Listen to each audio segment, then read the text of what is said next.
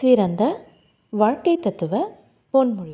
துன்பங்கள் அனுபவித்த காலத்தை மறந்துவிடு, ஆனால் அது உனக்கு கற்பித்த பாடத்தை மறந்துவிடாதே. வாழ்க்கை என்பது நீ சாகும் வரை அல்ல, நீ மற்றவர்கள் மனதில் வாழும் வரை. அனுபவத்தால் உணர வேண்டிய ஒன்றை 1000 தத்துவ ஞானிகளாலும் உணர வைக்க முடியாது. யாரை நீ வெறுத்தாலும் உன்னை மட்டுமாவது நேசிக்க கற்றுக்கொள்.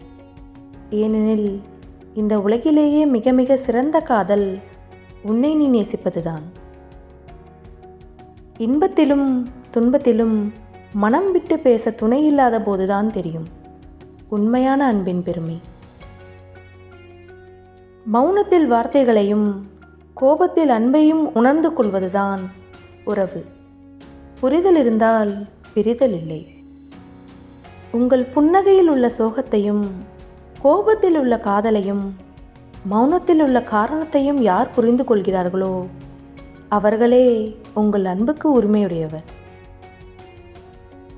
உரிமையில்லாத உறவும் உண்மையில்லாத அன்பும் நேர்மையில்லாத நட்பும் நம்பிக்கை இல்லாத வாழ்க்கையும் என்றும் நிரந்தரமில்லை.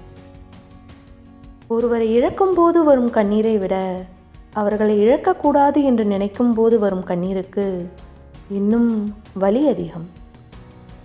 தனிமை கொஞ்சம் வித்தியாசமானது. நாமே அதை எடுத்துக்கொண்டால் அது இனிக்கும், மற்றவர்கள் நமக்கு அதை கொடுத்தால் கசக்கும். எல்லா துன்பங்களுக்கும் 2 மருந்துகள் உள்ளன.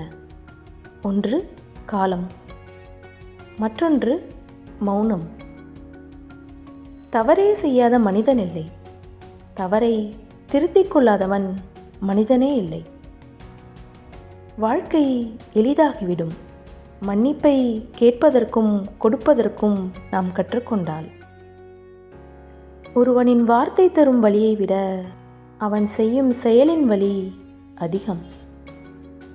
எதிர்பார்ப்பை குறைத்து கொண்டால் ஏமாற்றம் ஒன்றும் பெரிதாக தெரியாது. இவர்கள் ஏன் இப்படி என்பதை விட இவர்கள் இப்படித்தான் என்று நினைத்து விலகிவிடுவது நிம்மதி. அவமானம் படும்போது அவதாரமிடு, வீழ்கின்ற போது விஸ்வரூபமிடு. வாதாடுவதை விட்டுவிட்டு வாழ்ந்து காட்டு. எல்லோருக்கும் பிடித்த மாதிரி வாழ முடியாது என்பதை நினைவில் வைத்து கொண்டால் போதும். பல நேரங்களில் நம்மை நாமே கடக்க. வாழ்க்கையில் எவ்வளவு கஷ்டங்கள் வந்தாலும் உனக்கான நேரத்தை வாழ மறந்து விடாதே. பெரும்பாலும் முதல் சிந்தனை தெளிவற்றதாக இருக்கும். எதற்கும் மறு சிந்தனை செய்யுங்கள். இன்பத்திலும் சரி துன்பத்திலும் சரி சகிப்புத்தன்மை இருந்தால் வாழ்க்கை அழகாயிருக்கும். மன அமைதி பெற விரும்பினால் பிறர் குறைகளை காணாதே, அதற்கு பதிலாக உன் குறைகளை காண். வெளிப்படையாக இருந்து விடாதே, பலர் உன்னை வெறுக்கத் தொடங்கி விடுவார்கள்.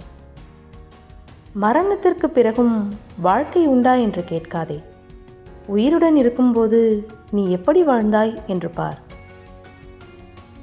பழி சொல்ல தெரிந்த யாரும் உனக்கு வழி சொல்லப் போவதில்லை. உன் வாழ்க்கை உன் கையில்.